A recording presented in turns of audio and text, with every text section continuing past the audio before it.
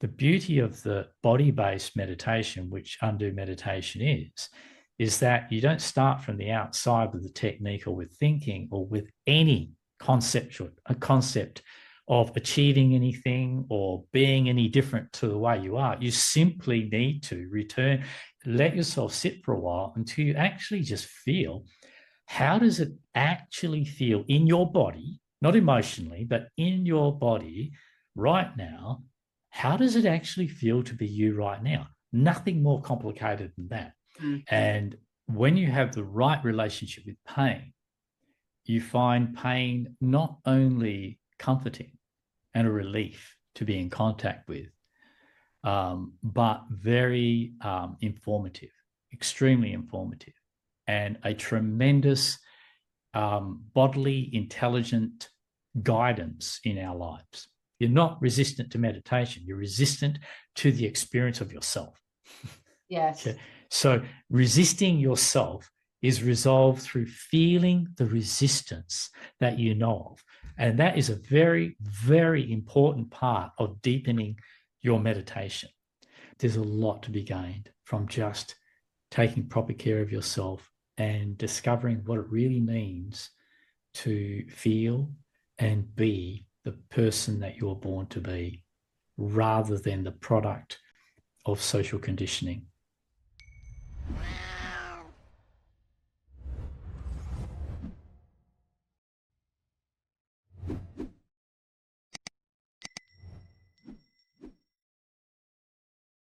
Yeah. Right. A big welcome back to the Live, Love, Learn podcast with me, your host, Catherine Edwards. And in a world full of noise, pressure, constant striving, the idea of simply undoing feels almost revolutionary. So you're in for a treat today. I am joined by someone who's not just talking about peace, he's helping people experience it. Matthew Zoltan is the creator of the Undo app and the visionary behind natural meditation, a method that strips away the fluff and reconnects you with something that's real, your own direct awareness. So in this conversation, we're going to be diving deep, not just into what and how this meditation works, but why this practice may be the missing key for so many of us living in today's chaotic world. So whether you're new to meditation or feel like you've tried everything, this conversation is for you. And please stay tuned until the end, because we're going to be finishing this podcast with an approximately 10-minute medication so you can really experience this for yourself. And I promise you, this is different. So, Matthew, a big welcome to the podcast. Please do introduce yourself to our listeners. Okay, thank you. So, yes, as you know, my name is Matthew Zoltan. I've been around for about 65 years now. And in the first, when I was about 19, I went off and became a yogi monk out of no particular reason other than there wasn't any other particular type of meditation available in the country at the time. It was going back a while. And so I went off and got involved in that system for approximately 7 years. And I suppose the simplest part of that story, the relevance of how I discovered the natural meditation of the body, was that I first started out with what I would now call an unnatural technique-based meditation, which is of any traditional meditation, where we're applying techniques to try and change or alter or improve the way we feel or the way we are, either physically or psychologically. And as I was going through this process of this 7-year process, I used to meditate a lot, meaning 8 to 12 hours a day. So it was quite a lot. And it gave me the opportunity to experience meditation beginning to happen for itself from within my own body, completely separate to any thinking process or any attempt on my part to apply the technique. In fact, when you meditate for that many hours a day, you tend to have to drop the technique. You tend to have to simply go with what's happening, because so much starts to happen over a long period of time. And what is it that starts to happen is your own physical system eventually goes into its own transformative or its own healing process.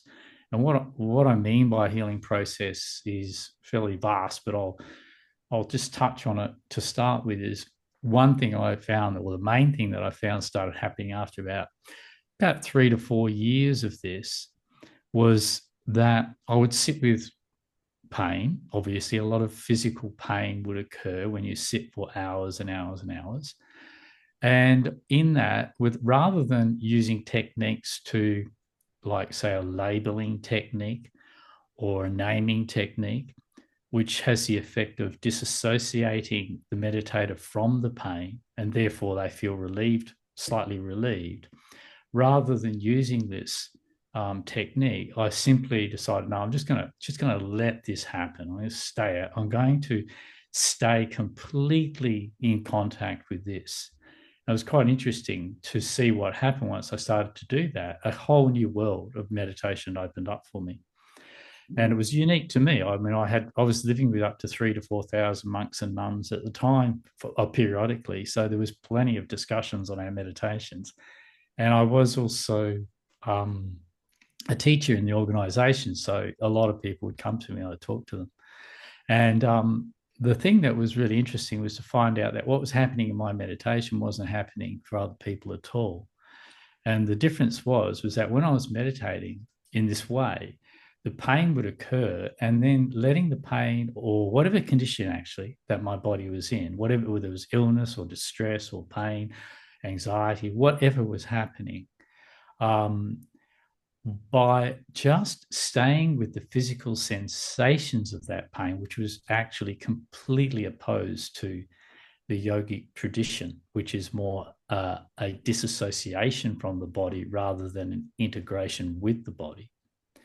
And so what happened was I found that the pain would dissolve over a period of time. It could get very, very, very immense at times. And you think, oh my God, I've got to stop. This is doing me harm. But I decided to keep going with it and explore it. And it never once ever did me harm. But what happened was eventually the pain would just dissipate. And in the process of the dissipation, the most interesting things would occur.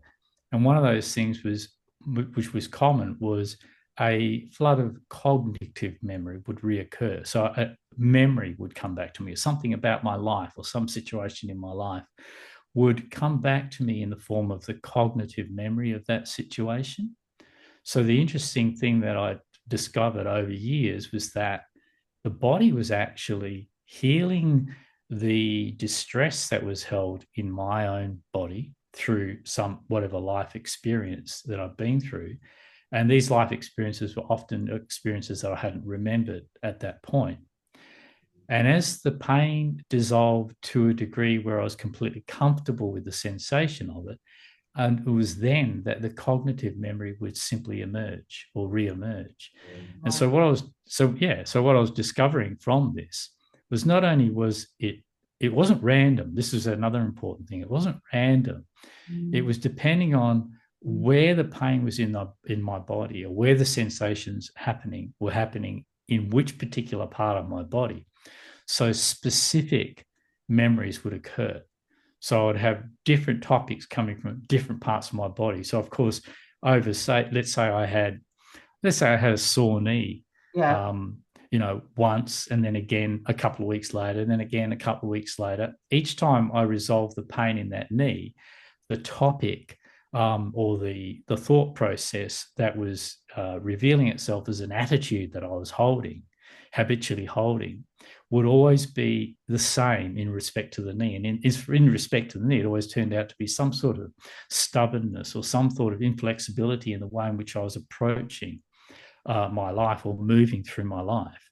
Whereas if I sat there with, say, a pain in the back of my chest, in the back of my mid-back area, I'd sit there for a while. Whether it was left or right, it would have a different cognitive memory occur after the resolution of that pain.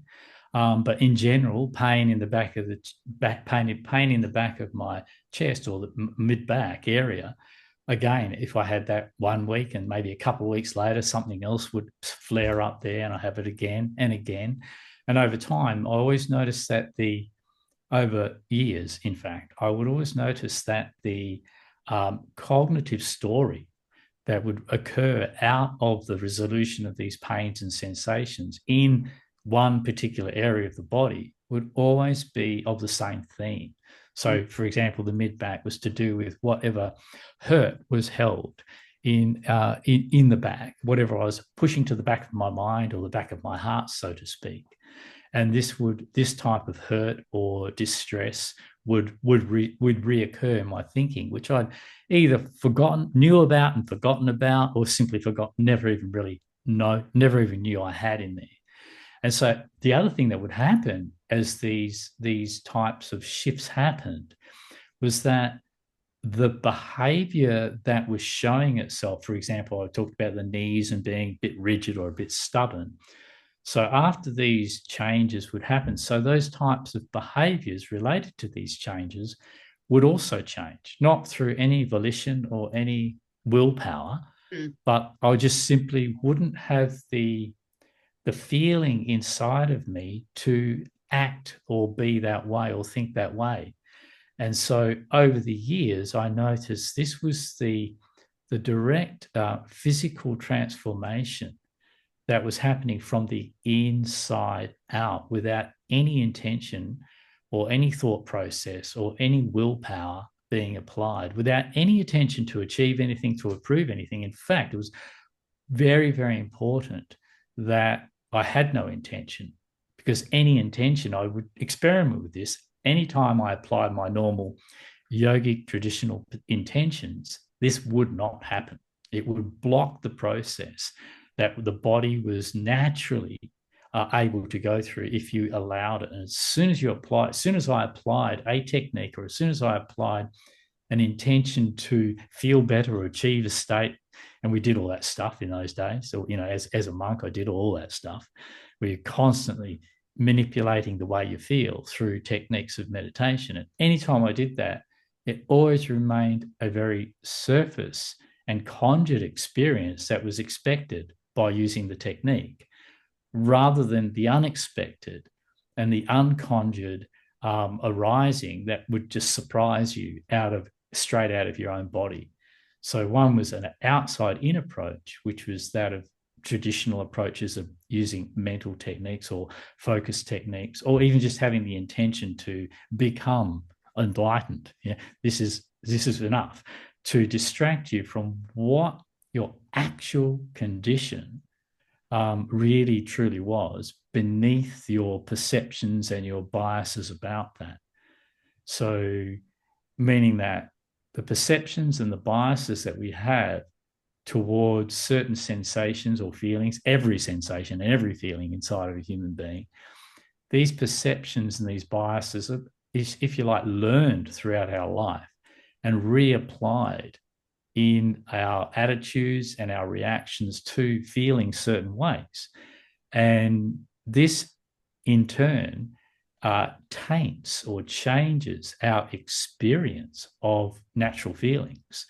And therefore, it changes our experience of natural feelings. So we don't actually experience ourselves as we are, but we experience the product of our biases and our perceptions, which is, therefore, we would taint and not be able to experience ourselves as we truly were without that thought reaction going on. So the thought reaction, or the attitude of not liking a certain way of being, didn't allow you, or I noticed wasn't allowing me to experience that way of being untainted by my bias towards it. And so this is quite interesting to discover all this. And of course, this was, as far as the monks were concerned, this was really, really deep. And it is. This is the real depth of meditation. But jumping from there into when I left being a monk, and I went through some very significant transformation, which left me without any longer having any of the thought processes of the monk. So in a sense, the monk persona, made up of all these different ideas and beliefs and thought process, completely died within me. This was an interesting physical process again, which I can go into later if we want to, but I don't want to just rabbit on about myself. I want to make this very much for the people that are listening as well. And that is, I came out of that system automatically, in a sense that I simply lost all association with anything to do with any of the belief systems, any of the ideas, any of the ideologies. And I simply could not continue to meditate according to that structure. It just was not of interest to me. It was like it completely became uninterested and irrelevant to me. And then, so when I left, it was no, if you like, it wasn't a tug of war. It just simply meant nothing to me anymore. Yeah. And which was really interesting. And when I walked away from that, what was also interesting is I had nothing to replace that. So I had no idea of myself or beliefs about life to replace that with. So I found myself functioning more directly just as a sensory being, just the senses guiding me through life. And this brought me into a very interesting state where the judgments and the criticisms of myself or other people, or if you like, the viewpoints, the perceptions of myself or other people didn't really exist. I was more open to just the direct experience of myself and others as they actually were. So the second part was just to finalize this is, okay, I had that experience for myself, and that was very interesting. And I thought that was just something that happened for me because, as I said before, none of the other monks or nuns had anything like this going on. So I thought, it's just something weird that's happening in me. But then when I left being a monk, I went back to my original profession, which was that as a masseur and osteopath. And I went back into that profession straight after, leaving the life as a monk, or soon after. But I went back in there with a completely different understanding of illness and pain, that it wasn't there as something that we had to get rid of. It was actually there as simply something that we hadn't finished processing. And so because we hadn't finished processing it, it causes blocks and, problems in the body, which otherwise should have had a chance to process naturally, but weren't because of our belief systems, our medical belief systems, our mental belief systems, our reactions, our damaged relationship with pain and illness that turned it into a monster rather than something that was requiring our care and attention of ourselves. And so taking that back into the clinic environment, I actually discovered when I was, particularly because it was massage, this was awesome because I was doing deep massage, deep tissue massage and helping people get in touch with their pain. What was happening, I noticed the same thing that was happening for me as a monk. I noticed it happening for them, in that when I was massaging a certain area of their body, that they would start talking about the things in their life that were bothering them, but not just randomly anything. For example, a woman I might be massaging the left shoulder of a female, and the other one I'll use this as an example. I'd massage the right shoulder of a female because it's full of tension and stress, and she'd start complaining about her male partner or talking about what a burden, what a problem their relationship is. And likewise, if it was on the left side, then they would talk about the females in their life. And if it was lower back, they'd maybe talk about financial problems or sexual problems and so on. And so I was noticing that wherever I worked deep enough into the pain, helping them feel the pain, and as the pain started to release, as they were able to really feel into it, so the information held in that pain, in literally in the flesh of the body, the memory that was held in there, they would just start talking on the basis of that memory. And they talk about the things which were literally coming out of that area of their body. And so this showed me that I was really onto something here, because it wasn't just happening to me. It was happening to, thousands of people that I was working with. So in that next 20 years, I had about 30,000 people come through my clinics, which I worked on personally, plus I had staff, but who were trained in the same understanding. But so I had the opportunity to see this for myself. That it's not something it wasn't something that I made up or created. It was something that I discovered. And when you see it over and over again, you've got to start listening to it. So I basically pioneered what after later on this was back in the 80s. So I basically pioneered the mind-body disconnection and reconnection as a process of bringing about a healthy state mentally and physically in any human organism.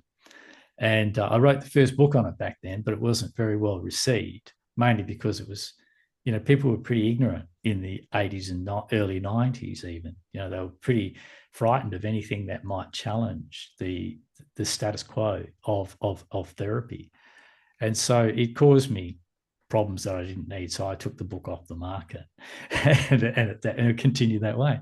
So anyway, that's a little bit of introduction. So nowadays I'm still working, with people on mental and psychological levels. And of course, since then I've probably run about 215 or so silent meditation retreats, which have been very interesting, but I can talk about those, when you're ready. Okay, yeah, let's just unpick some of this first. Yes, exactly.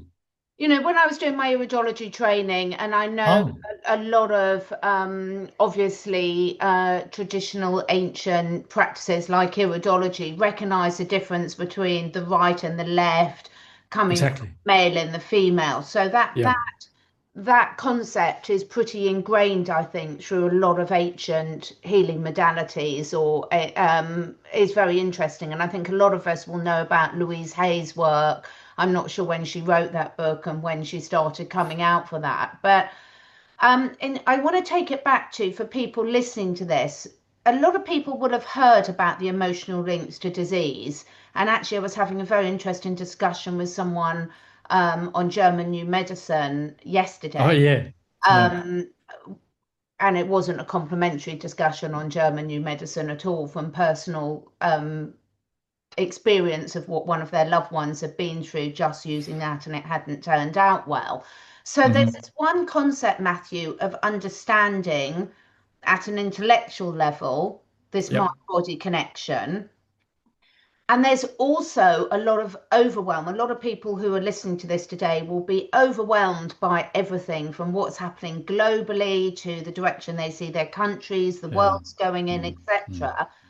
And I know a lot of the feedback I get from people is, I don't want another thing to be doing in my life. I've got enough things to be doing. So with yours, your app is called Undo. Yeah. Before we go deeper into this, I think it's really important for people to realize why this is different and why this isn't just another thing for them to do and fit into their day. Does that make sense? Yes. Yeah, I can work with that. Okay. Yeah. So talk us through, for people that might have some resistance coming up, that might have tried lots of other approaches, that understand this on an intellectual side of things, about why this is so important nowadays. Okay. So intellectually is how people would have received what I've been saying so far, because that's the only way they can, because they're just listening to the words.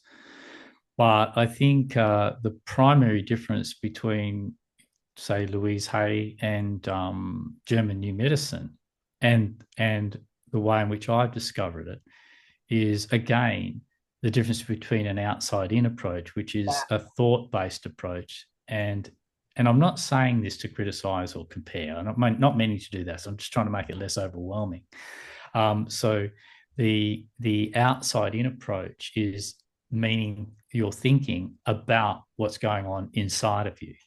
So, and you're trying to apply some, like Louise Hay, she would tend to apply creative visualizations to try and change or repair the condition that you're in.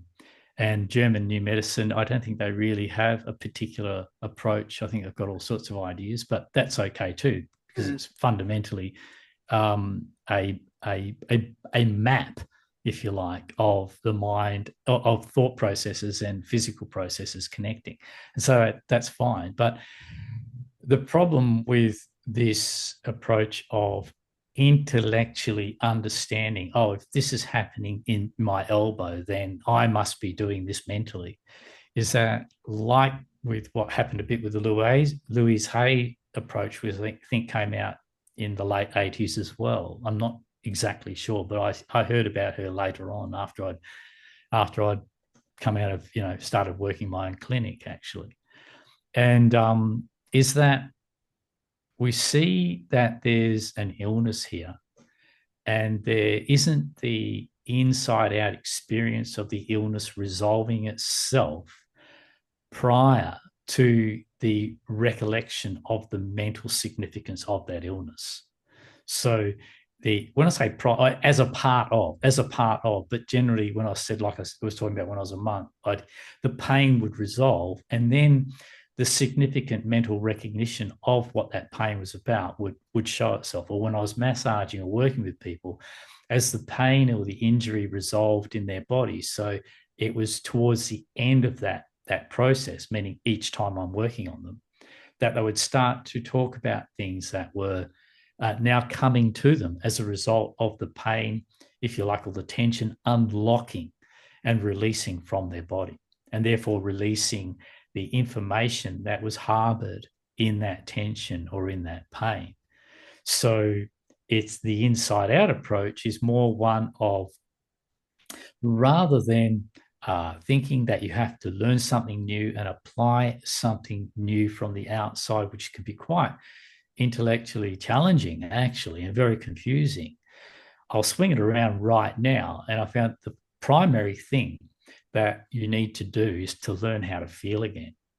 And people, so that means from the inside of myself, exactly as I am. And so the Undo app goes through this in a big way and explain. It's I think it's the third chapter of 14 chapters where you do learn, or you come across feeling versus emotion. And the reason I've reinvented those words in a way is because I want to be able to simplify them and explain it in a very important way. And that is, emotion is when we get overwhelmed. We tend to get overwhelmed with emotion, and emotion overwhelms us primarily because there's so much story involved. There's so much thinking involved. And so when you mix your thinking with what you're feeling, or if you mix your problem with your feelings of stress, you explode.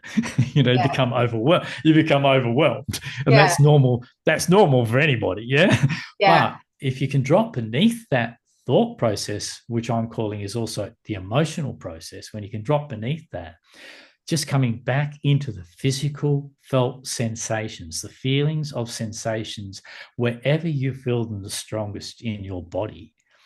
And by this, I mean not trying to focus on your feelings, but actually just giving yourself time to begin to notice automatically that you are actually already physically feeling something.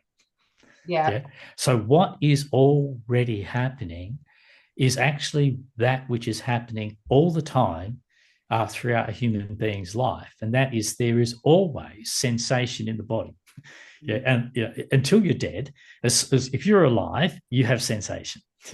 And those sensations, I'm also using the word feelings when I'm talking about sensations. So meaning that sensation and feeling is not necessarily involving thinking. In fact, it's better that it's not, because once you start thinking about how you feel, as I mentioned when I first started talking about meditation, once you start thinking about how you feel, your bias, your past experiences, your fears, and your associations with those feelings come in. And they actually change your experience of it and actually can make it quite overwhelming. So rather than making this a major intellectual process, the beauty of the body-based meditation, which Undo meditation is that you don't start from the outside with the technique or with thinking or with any concept of achieving anything or being any different to the way you are. You simply need to return, let yourself sit for a while until you actually just feel, how does it actually feel in your body, not emotionally, but in your body right now? How does it actually feel to be you right now? Nothing more complicated than that.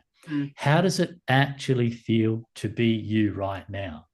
And the reason this is so very important is because when we're thinking about ourselves, we do become very confused because we start to interpret our feelings, we start to analyze our states and our conditions. And we ask, why are we this way and what can I do about it?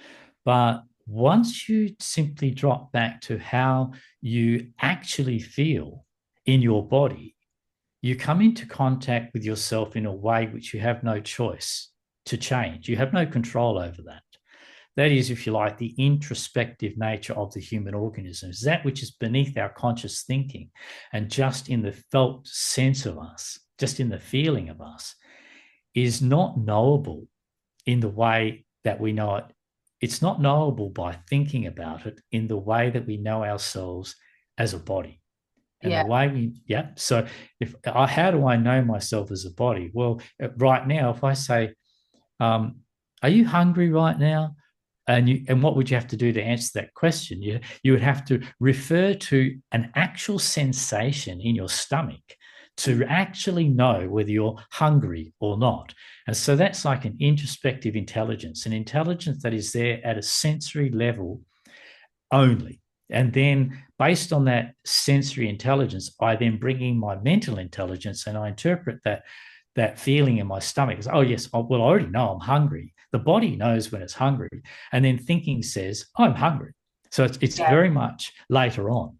And so this, when we learn that we can actually know, we can actually know ourselves at this fundamental level of feeling sensations in our body.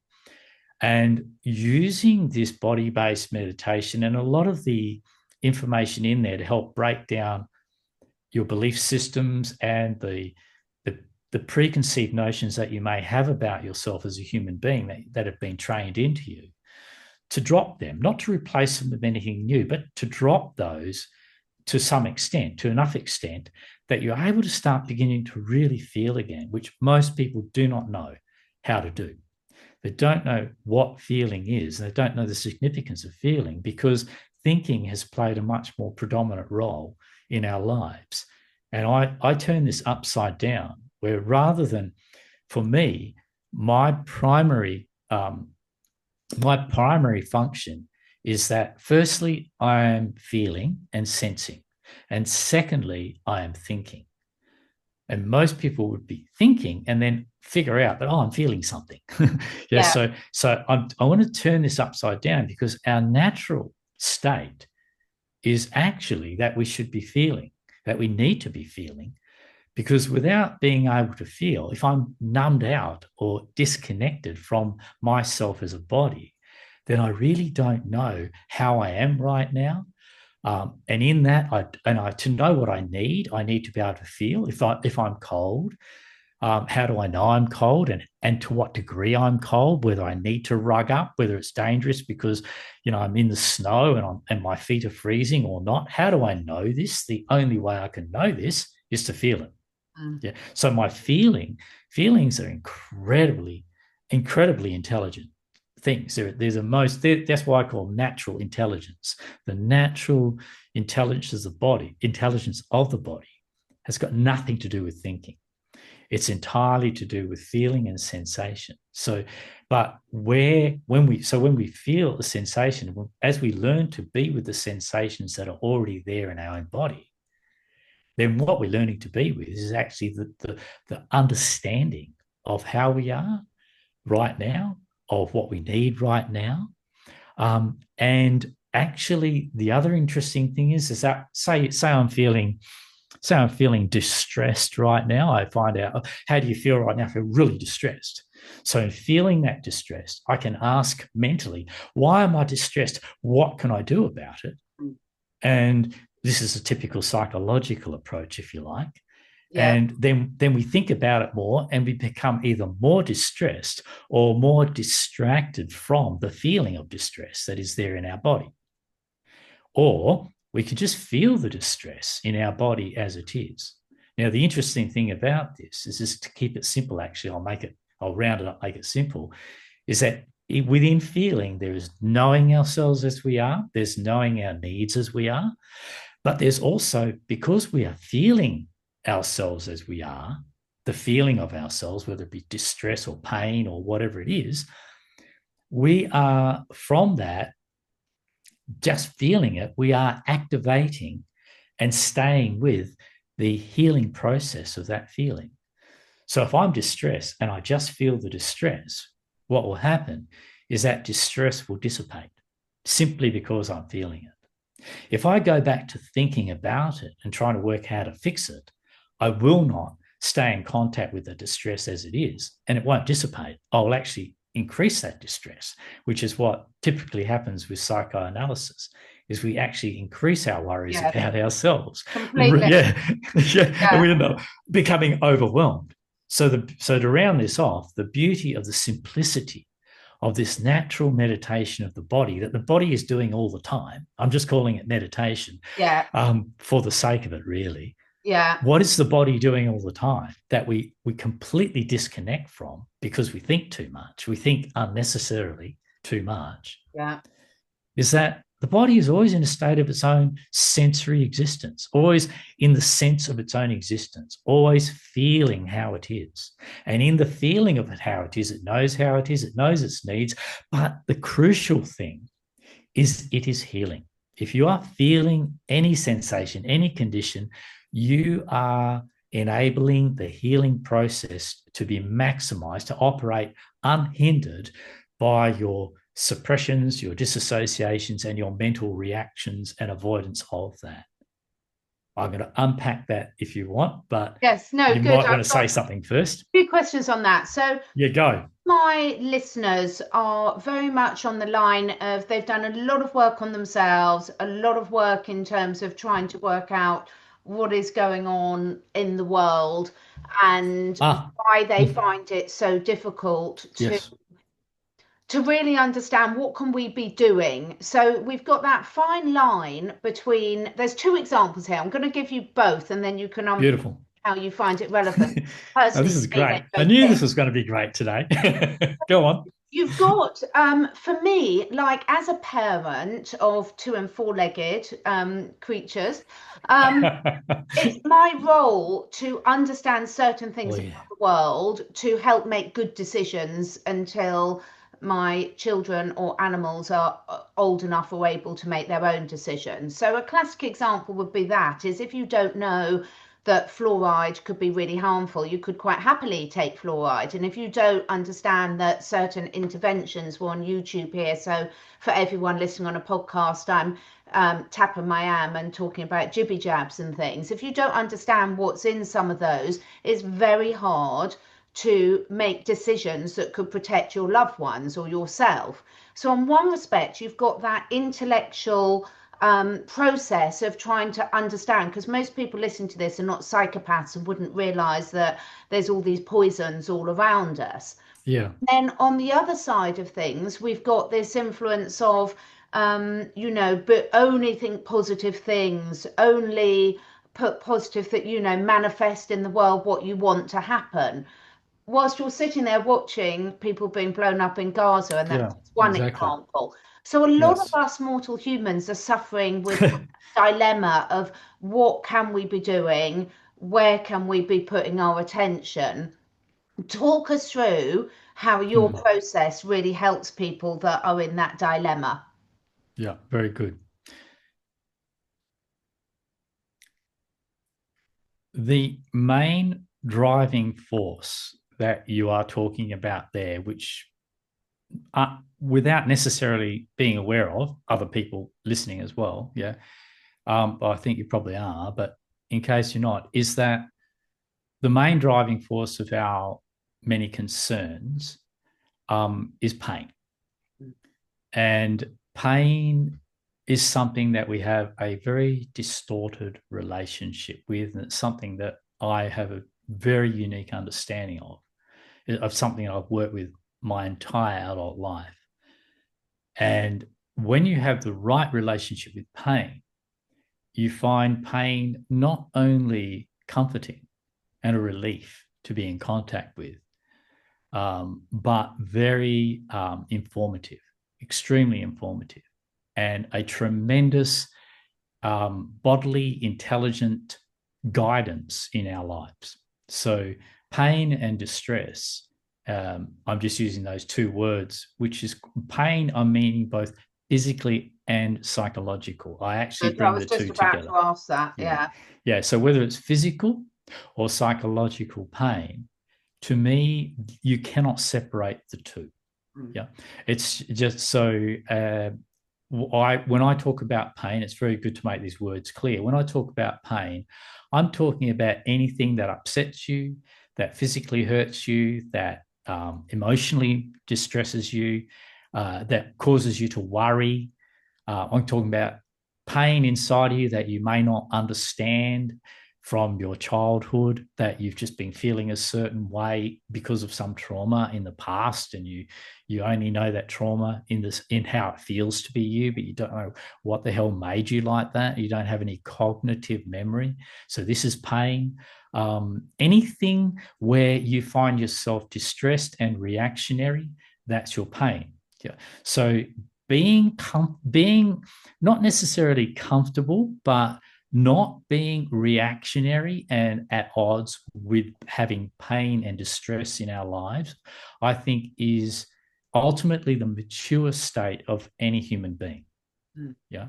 That the fact is pain and distress are part of life. The other fact is that I've discovered anyway, for me and thousands of other people, is that when you correct your relationship with this, that it's not the enemy, that it's not a bad thing, that you actually find living with the world, let's say half of our experience of life is pleasure and half of our experience of life is pain, just as it might not be that, but that'll do, yeah. Then there's a hell of a lot of our life that we're going to miss out on if we have a reactionary resistance to pain. Yeah. So we need to be able to live with pain and distress, whereas most of the gurus in the world and the past and the present have been bliss junkies and promising people that we're going to make you feel really good. You're going to be really, really positive. But I'll go so far as to say zero value in that.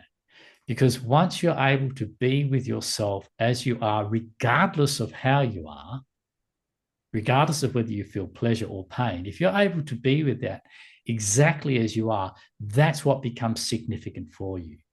I'm not interested in being pain-free if the truth is I'm in pain, because I'm in pain for a reason. And I need to process that pain and get to the bottom of that pain to resolve that reason anyway. So there's no point just magically feeling better. In the same sense, is if I'm feeling really, really a lot of pleasure in something that I'm doing, I'm perfectly fine with that. And most people are. But the thing is that the part that people aren't perfectly fine with is when there's distress or when things aren't the way that they have been taught to want them to be. And I really wanted to stress that we have been heavily conditioned through religion for thousands of years and through medicine, through culture, towards avoiding pain and pursuing pleasure. Now, this is a heavy, heavy conditioning. That is, I would go so far as, actually, you had a man that you interviewed, Christoph, Jason, was it? Jason Christoph. Yeah. By the way, I like him. Yeah. I think he's great. Yeah. Yeah, he's great. And so he was saying a similar thing. I was listening and saying how we've become so weak because of not enough pain. So it's not that we need to suffer pain. What makes us suffer pain and suffer distress is predominantly that we've been trained to be honest. We've been trained to fight it. We've been trained into resisting it. We've been trained into fearing it. We've been trained into dependency on a medical profession that simply hasn't got a clue with most things. I won't say for absolutely everything, but they haven't got a clue with most things, and they certainly have no understanding of pain. And I can emphatically, no problem saying that, but I'll make that clear as I go. Yeah. So it's a very, very superficial understanding of pain. Something simply to be got rid of. Yeah. And you don't get rid of pain. You either suppress it, drug it out, or numb it out, but it stays in your body and continues to play havoc. And you need to feel it and heal it in order to resolve that. I'm still going down the same track you started with, by the way. I know it's just a very big topic. I'm not off. I haven't lost the topic of your first point. Yeah. And that is that so many things, so many belief systems, so many ideas are designed to make us dependent and cause us to resist the natural healing processes of our own living organism and become dependent when we aren't really needing to be.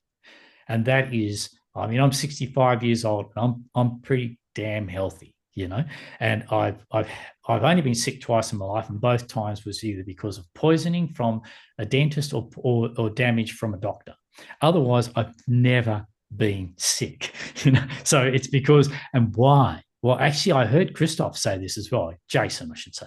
And the reason is because processing the feelings of pain and distress and whatever you go through in life that has a hurtful effect on you and therefore a harmful effect on you, processing that means that you don't harbor it for long periods of time in your body, and then not harboring distress and tensions at creating an imbalance in your body over a long enough period of time to bring about a breakdown in the way your body's functioning, either chemically or through your endocrine system or your hormonal system or your glandular system or whatever system starts to break down under the pressure of hurt and harm that is typically in a person that's been hurt. If you can process that hurt, then it's also relieved from being a stress held in your body of the particular nature of that hurt.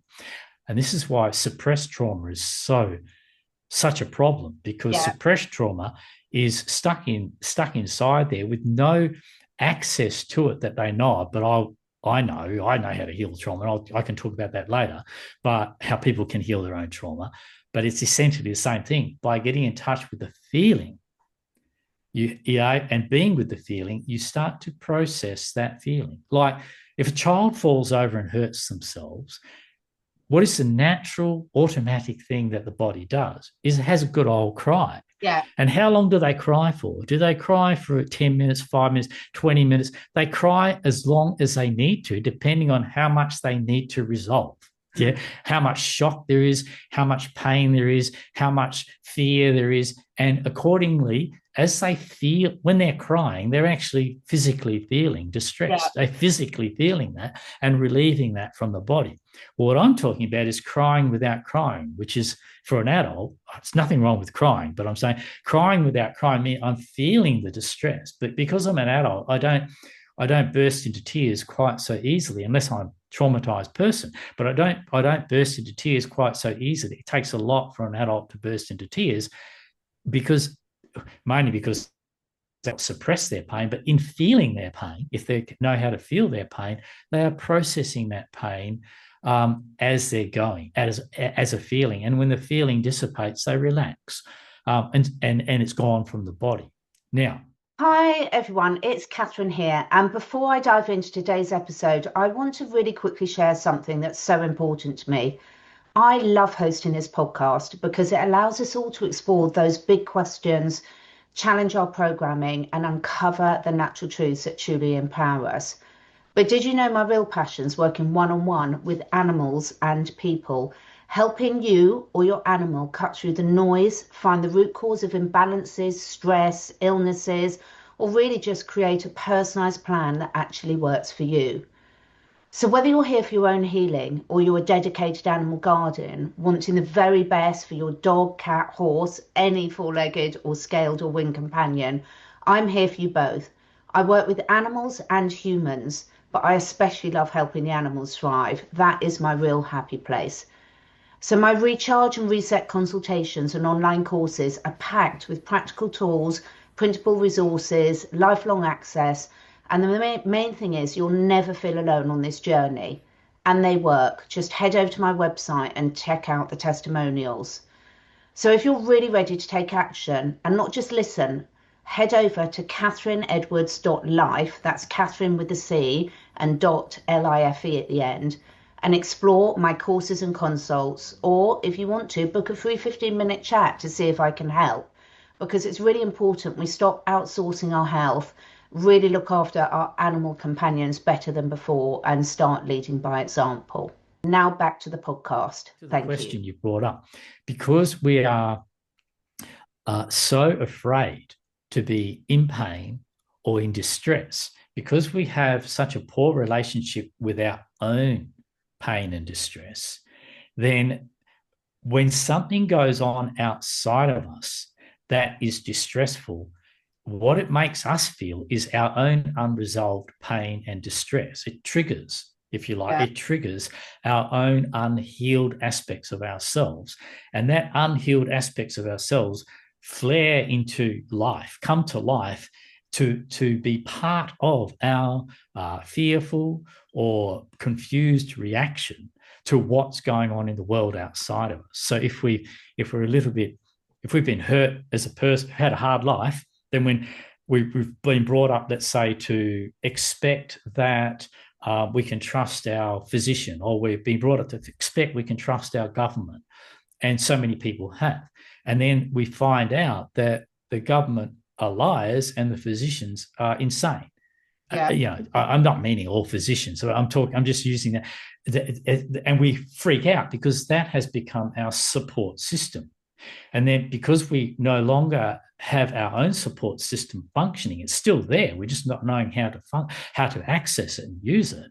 But because we don't have that, and we feel so reliant on these particular external people and things to give us what they promised they would give us, and we find out it's all bullshit, and they've been lying to us, and they've actually been harming us with chemistry and with chemicals and so forth, and we find that that's been happening, then we go into this massive reaction out of the child in us. So I won't say inner child, anything like that. I don't mean that. But when I say the child, I mean the unhealed person in us that reacts like a child would react. And we don't cry, but we start going mad in reaction into the world outside of us. So the more we can find ourselves at ease with being with disturbances of our own within our own body, then the more we are still at ease when something outside of us triggers those same disturbances. So this app, I'm showing people ways I'm guiding people very carefully into, firstly, how to feel, and how to feel however they feel. Not feel good, not feel bad, but just feel the way they feel without all those distortions of labels, without all those reactionary labels of good, bad, right, wrong, better, worse.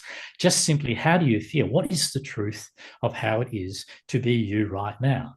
If you can be with that, then to the degree that you're able to be at ease with whatever's going on inside of you, I would say to the same degree, you are at ease with what's going on outside of you in the world around you.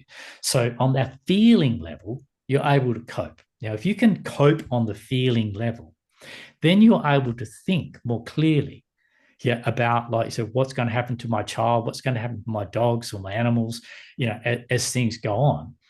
How am I going to advise them in the right way? Or I think was part of your question. How am I going to guide them in the right way? Well, you can't really know how to guide them in the right way if your own inner guidance system is locked down and not functioning. So if you have animals and you have a tremendously intimate, natural relationship, from what I've seen and looked up about you, with animals, and essentially we are animals, but we learned to think, and that's when everything got a bit messed up. I would say I'll talk about that if we get a chance. But the first thing is we are fundamentally exactly the same as any other animals. That is, we rely on our physical sensitivity to function intelligently and sanely, but also sensitively, both to ourselves and to other people. So when I'm functioning sensitively to myself and other people, there's a connection there between me and you and me and the world outside of me of a sensory nature that enables me to really understand what to do. And I don't want this to sound like woo-woo, because it's not psychic woo-woo. This is actually a livable experience, and most people have this going on to varying degrees, where they know what's going on for those close to them, without talking to them. Like, I think it was you. It might have been. I think it was you, or it might have been another lady who was looking at a horse, and the horse let you know, or this other lady. I can't remember. Right. Was that you? Was it? Okay. And the horse was worried. Hold 1 minute. I just need to shut my door, Matthew, because talking of distractions. My neighbour's dog is barking and barking. And Go on. I can't hear him, but you can. Go on. Good. Yeah, so we were talking about the horse. Yeah. So, maybe you want to tell us that story, or otherwise I can just refer to it. Yeah, just refer to it. Or just refer to. Okay. So from what I remember was a horse simply I think there was this photograph of you with your head on the horse's head, and the horse, and the thing about the horse was worried about the pregnancy of its owner. And when you communicated this to the owner, from what I remember, or hopefully I haven't misinterpreted, is that when you told the owner that your horse was sick or distressed because it was worried about her pregnancy, she said something like, well, the horse is the only person outside of myself that knows. Yeah, similar. Basically, she hadn't told anyone, and she hadn't consciously told the horse, so she didn't know how on earth I could know that, and I only knew that because the horse told me. Because the horse told you. Yeah, exactly. Yeah. So there you go. So this is because we vastly overrate the thought process, the word process, simply because we've got used to overusing that to the exclusion of our true intelligence, which is the bodily intelligence, the sensory intelligence, our ability to sense and know what's going on well before thinking becomes involved. Absolutely. Yeah? And so this is what's missing. So the app enables people to develop this again, to bring back this natural ability that is already there, but it's dormant or semi-dormant in most people. And part of the reason is overthinking. The other part of the reason is unhealed pain in the body that is held in the parts of the body in which you've been hurt or harmed, and causing an inability to actually operate intelligently in the areas of your life that part of your body is associated with, which I can go into a little later on. Well, I think I'm very conscious of attention spans of people, and it's a okay. That's cool. A lot of information. Go on. So I didn't finish your answer though, so you can re-guide me. What do you want to finish? Well, I think really for me, I mean, I've been experimenting over the last month with the Undo app, and have you? Great. I've tried so many different types of meditation, and I found some other ones that work really well for me personally as well. But what I love about yours so much is it's so effortless. It's so effortless. It's so fantastic to have that at people's fingertips. And I think, it's very, very different to anything else anyone will have tried. And I'm really encouraging people to really try it, because I think so many people are caught up in their heads, and we need to release that and reconnect back with ourselves. We talk wildly about reconnecting with nature and everything, but if you're not connected with yourself, it's very difficult to connect with anything else. But Matthew, I can see what I'd really love to do, if it's all right with you, is invite you back for a part 2, and we can take questions. But absolutely, before we dive into the meditation part of this, because I think experiencing a little bit about what it's like, I've got 2 final questions for you. First is, there's people who will be resistant to, I've tried meditation, I can't do it. And so that question I'd like you to give your perspective on, in conjunction probably with, look, what is in your app and how can people maximize the use of it? Oh, wow. Okay, let's hit the first one.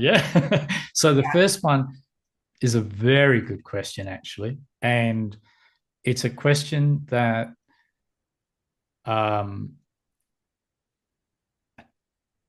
is a good example of when I say that this meditation is based on understanding. It's based on the living experience of you as a body, and the understanding of how to deal with whatever you come up against during the meditation or healing process. So, for example, the understanding of what is resistance and what do we do with that? Why do people resist meditation? The reason people resist meditation is the resistance actually happens earlier than the thought process recognizes that resistance. A little thing here is that, according to science anyway, they might be wrong, they often are, but according to science, there's a the process that goes on introspectively in our brain before we perform any action, the process that comes to a decision before we even know about it mentally, is fully completed about 10 seconds before we perform any action. Yeah. So in other words, we ourselves are not making choices at the conscious cognitive level, nor do we have that free will at the conscious cognitive level that we assume and think we have. This is very superficial level, because what we're about to do, speak and say, is already formulating at the sensory level, or in so far as the brain is concerned, in the neurons, but that's part of the body. So it's a sensation in the body. So my understanding concurs with this findings of the medical profession in this, or the scientific profession, the neurologist, is that because I know clearly for myself, and this is what you'll learn from the Undo app too, is you become far more sensitized to this introspective process within the internal of yourself. Yeah. So you become much more a physically sensitized creature, more physically sensitized. I'm only using that word physical in a loose term, physically sensitized to the information process that is already formulating in your sensations of your body before you actually form thoughts and words and perform actions and speak out. Yeah. So why are people resisting meditation? Because even before they think about it, there is a certain resistance to their own pain. Yeah. So people resist meditation because they are living in a perpetual resistance to coming into contact with aspects of feelings in themselves, aspects of themselves or feelings of themselves that they don't like and have learnt to avoid over a long period of time. So where a person holds pain or distress inside of them and is, let's say, unconscious, but I really prefer introspectively held in the body, is that they're always in some sort of resistance to whenever that's triggered or comes up. If anything triggers that pain or that distress, they will resist what has triggered it. So why are they resisting meditating? Because their resistance is actually not to the action of meditation, but primarily to getting in touch with themselves at a deeper level that at some level they already know they don't like it. And so what do we do with this resistance? And this is so important because the resistance is actually the only conscious level, mentally conscious level and feeling level that you have to knowing that there is something inside of you that is waiting, that is needing your attention, but you continue to avoid it. You continue to resist it. So by feeling the resistance, because that's what you know of. Yeah. So when you feel resistance to meditate, then let your meditation be resistance. If that's what you're feeling, that's your meditation. Effortless. Don't try and make it anything else, but make sure you just sit still for a few minutes, but really honestly feeling the sensation of resistance that you feel. And if you feel that resistance for longer than a few minutes, and then another few minutes and another few minutes, you'll get to a point where you might go, that's enough. I'm sick of feeling resistance. Over time, what's going to happen is that resistance is gradually breaking down. I can't explain detail, but I'll make it. It's gradually breaking down. The resistance is there for a good reason. You're obviously resistant to something, but you don't know what it is. You think you're resistant to meditation. You're not resistant to meditation. You're resistant to the experience of yourself. Yes. Okay. So resisting yourself is resolved through feeling the resistance that you know of. And that is a very, very important part of deepening your meditation. By feeling your resistance to meditating, by feeling your resistance to whatever it is you're in resistance to, you might begin to have pain come up in meditation and you start to resist. That's okay. Include your resistance in the pain. So now you've got a pain in your knee and you've got resistance to the knee. Feel feel the resistance. That is part of your meditation. So whatever is there, don't think your meditation must be this or must be that. That's contrived meditation. I'm talking about uncontrived, natural meditation that's going to come at you from within you, regardless of what you do. So there's your resistance, and just feel that. And if you feel that, gradually the fear and agitation and the insecurity, that is all part of the components that make up your resistance, they will gradually dissipate. Two things is they dissipate. Also, you get more used to being with your resistance. And the more you get used to being with your resistance, made up of your fear and your apprehension about yourself, the more you get used to the feeling of that, the less you resist the feeling of that. And gradually the feeling of that dissolves, but also your relationship and association with resistance improves. So there's two very important things going on there. One is the resistance starts to decrease because you're feeling it and activating whatever's behind it. And two, your fears and objections and biases about this feeling of resistance, which is made up of fear and apprehension, for example, your association with those sensations starts to calm down. You start to learn from being with that feeling that, it's not that bad. It didn't really hurt me to do that.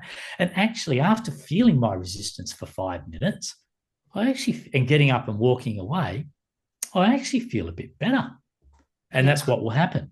So when you feel your disturbances, actually feel them.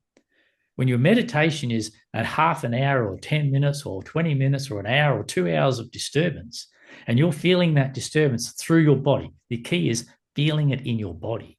And you're feeling that disturbance in your body. What will happen when you get and walk away from meditation is whatever you've been feeling, to the degree you felt that, that's the degree to which it's going to have been allowed to dissipate. Because if you feel it, it will dissipate. Yeah. Just like crying leads to dissipation of what's making you cry. Yeah. Absolutely. It will dissipate.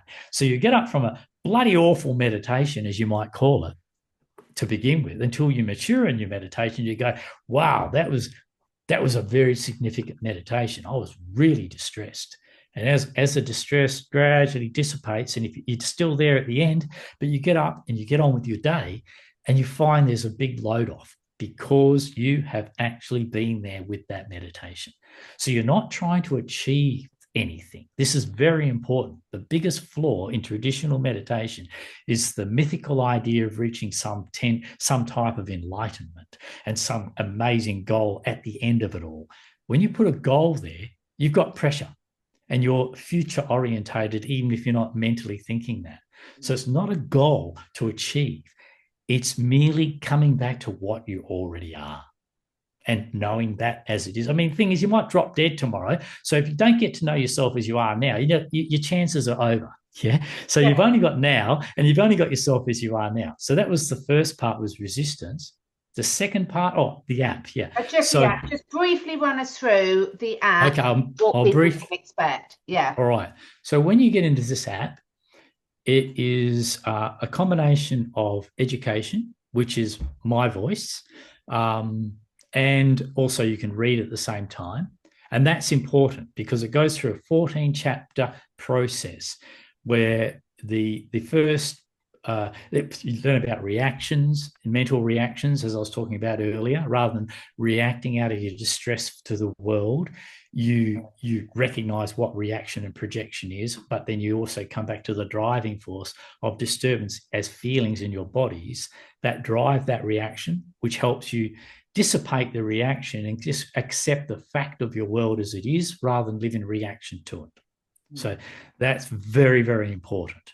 So that way we can think more clearly. The second part, of course, we've talked a lot about feeling. There's a lot in there about beliefs, and beliefs is a very important thing because people really don't, due to religion and spirituality and science and medicine and pretty much everything, people don't know the difference between believing and knowing. Yeah. And believing comes from other people. Anything you've read in a book, anything you've got from someone else is belief. And what you know is actually what you sense. It's come out of you. So there's a big difference. Believing is pretty much everything you think, and knowing is pretty much everything you feel and sense. So this is where you know yourself. So this comes into it. There's a big part in there on natural intelligence, helping you understand that, which helps you really start to develop your heightened sensitivity to yourself and the world around you in a very practical way. Like we talked about animals communicating, we too can communicate more this way, and it's completely natural.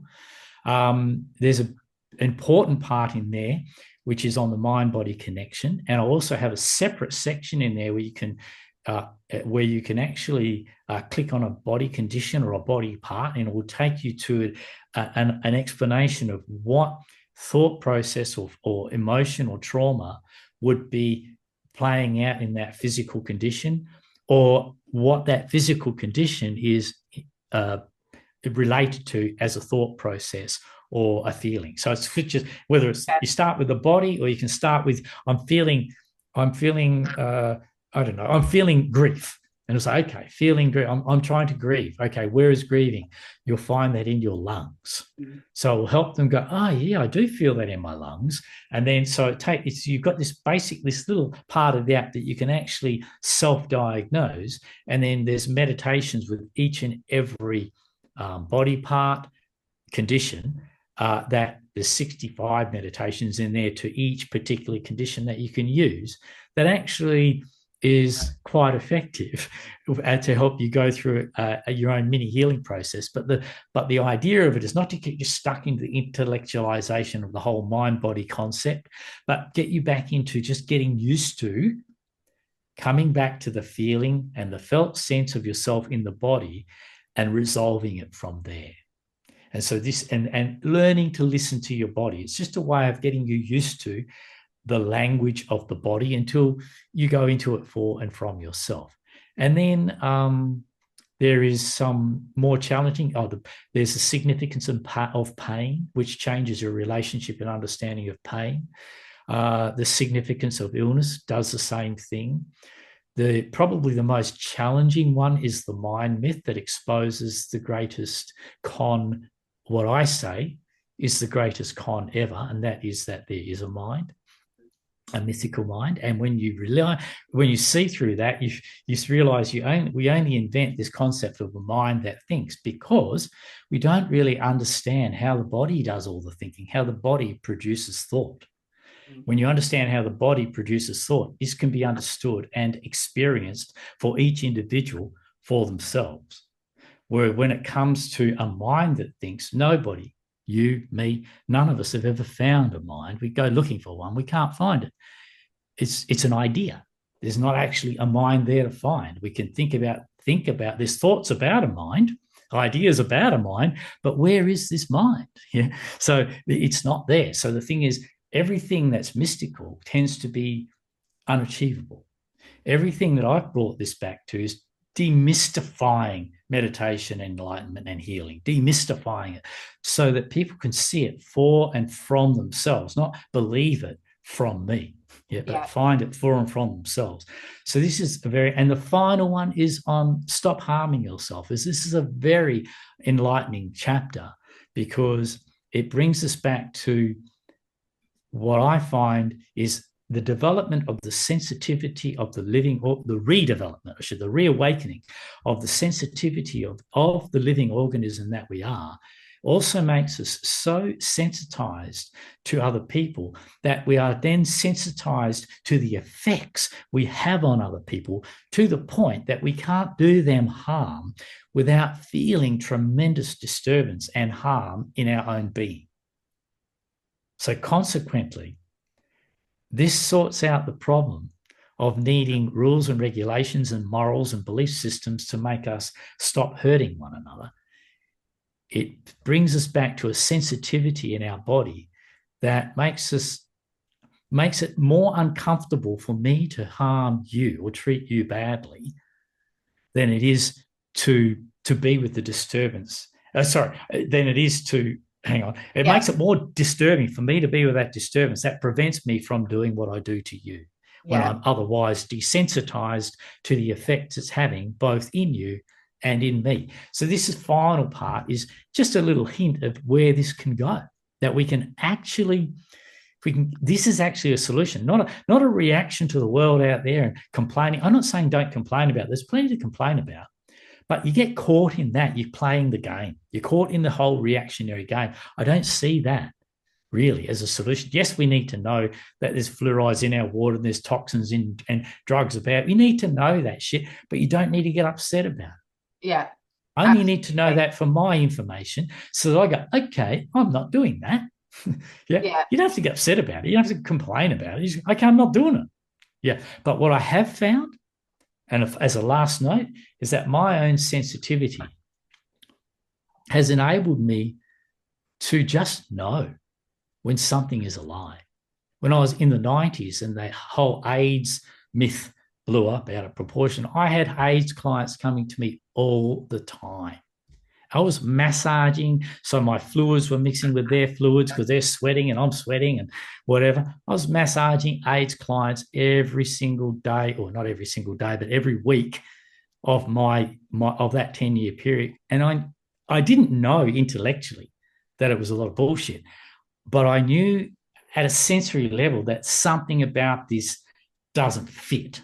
Yeah, there's something wrong here. And what I did see was that the condition was primarily caused from too much partying, yeah, and too much destruction of their own organism, and too much of that sort of distress. That, and then recently with the what was that other thing we talked about? The virus, the injection for the COVID, yeah. And I didn't need to know anything about that. I don't need to know all that information, but without having any knowledge, any intellectual input on it, I just had no interest in anything about it. And I certainly had no interest or concerns about getting it. And at the same time, I continued to work as a masseur in Estonia all through that. So people I think most of our listeners are on the same boat. I don't think any of us, we all had an innate knowing. I think I really, you know what I mean? Yeah. Completely. So this sensitivity, that is, you don't need to be reacting, gathering information and upsetting yourself. You innately know. And if you innately know, that's all you need. Yeah. And that will guide you to innately know what your loved ones, your animals, and people around you also need from you. Yeah. And so in this way, the redevelopment of the sensory aspect of ourself, as opposed to the overdeveloped mental aspect, I find incredibly important. And that's what natural meditation is all about. And that's all I have to say about the app. Brilliant. Let's get on to it then, because I'm very conscious of time. You've got to go. No, that's very good. It's not that I've got to go. It's just too much information sometimes can sort of very good.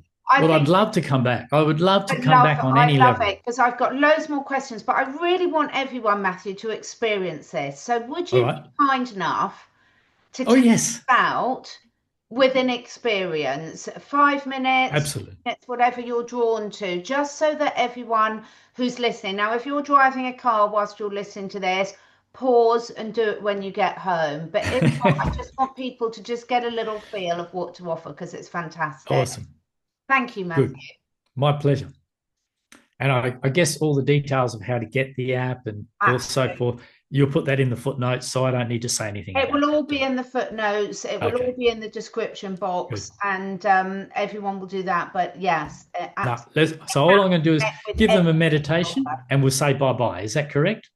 Well, yeah. If you do the get meditation, and then we'll finish off and we'll just do a final how people can connect with you. Thank you. Lovely. Okay.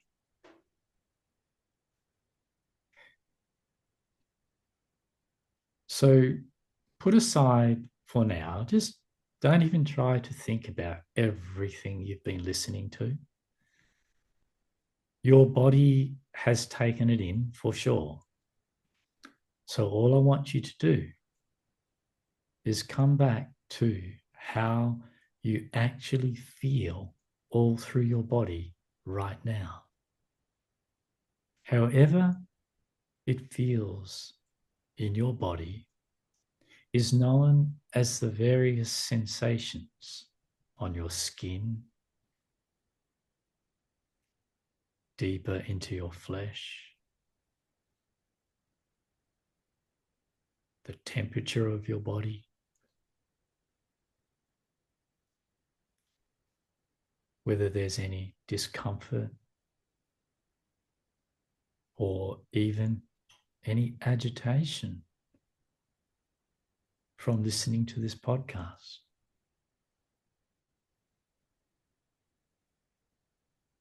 Whatever is there inside of you as the feeling of you, that is your meditation. And I don't want you to do anything more than just drop into the feeling of how it is to be you.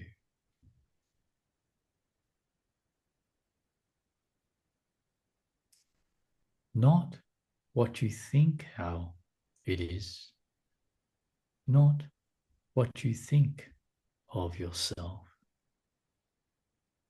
but how within your body actually feels. Just feeling your own existence as a living organism. Feeling the live sensations that exist all the way to the edge of your own skin.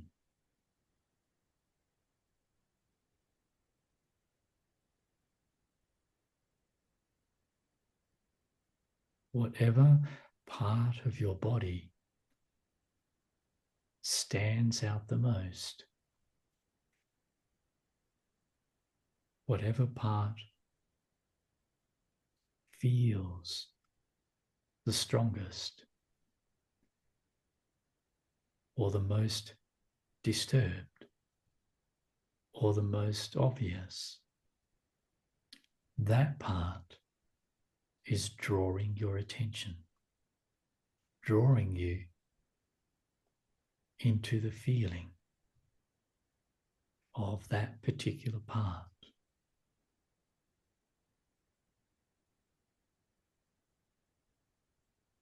In this way, your natural meditation will guide you from within yourself.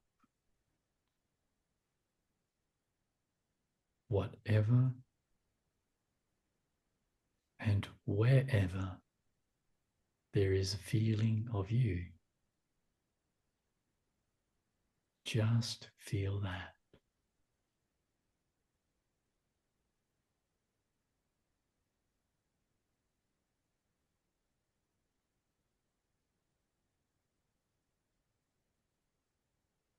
You are not trying to achieve anything,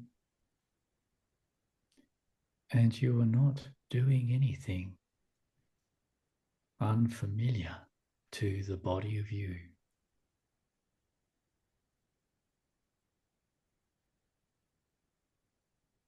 Ignore your thinking for now, as it is not at all important. What is important is the feeling of your own existence and the feeling of the condition of that. All known to you as a sensation in parts of your body.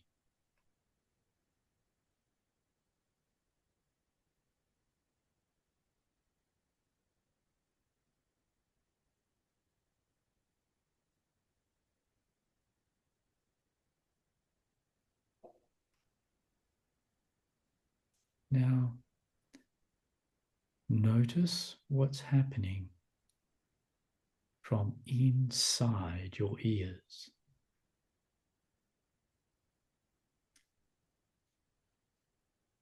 listening to the sound of my voice. Just experience for yourself the act of listening. Don't concern yourself with what I'm saying. Just feel, what does it feel like to listen? And where in your body are you listening?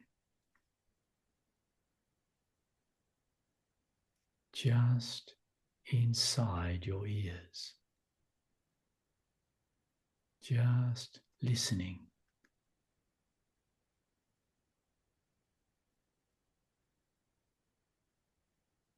Feeling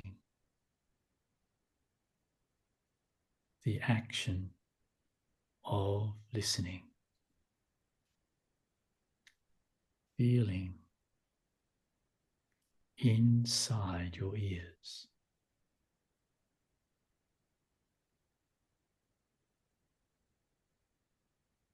And when I speak,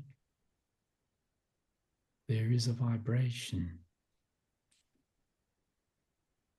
And when I stop speaking, that vibration is gone.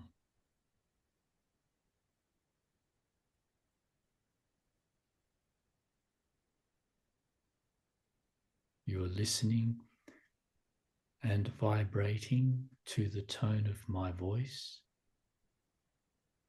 And then you are listening and vibrating to nothing at all.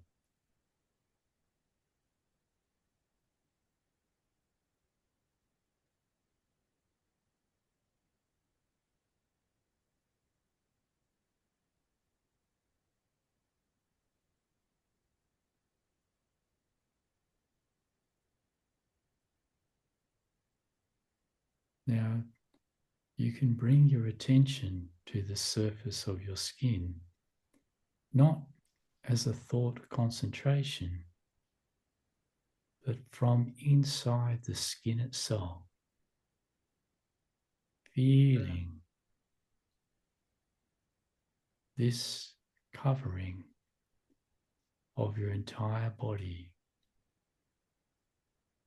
feeling yourself as the skin.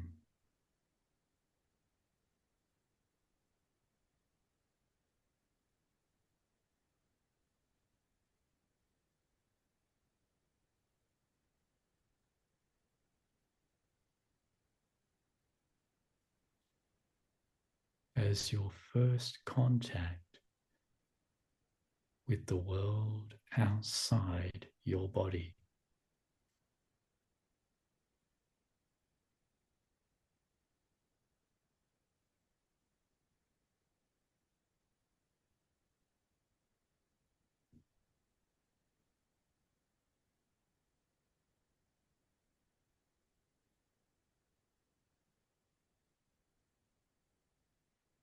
As this is a natural state of just being you, you don't need to change anything now that the meditation is theoretically over. You just get on with your day. But grounded in the physical sensation of your own existence and operating grounded in that.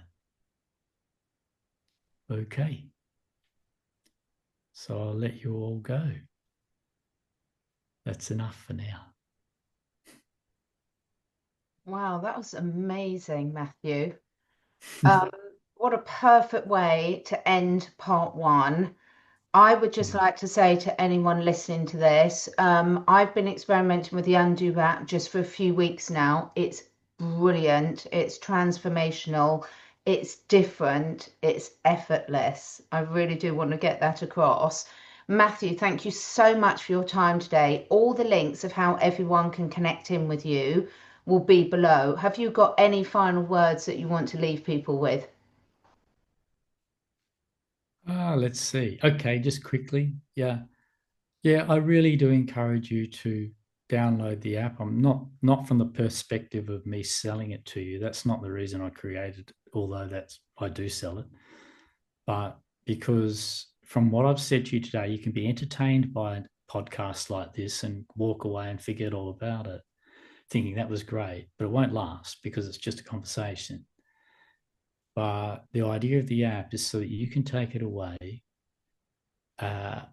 and downloading that app, you can go through a process where everything that I've talked about today, plus a lot more, will become accessible to you as a lived experience, not just as an intellectual concept.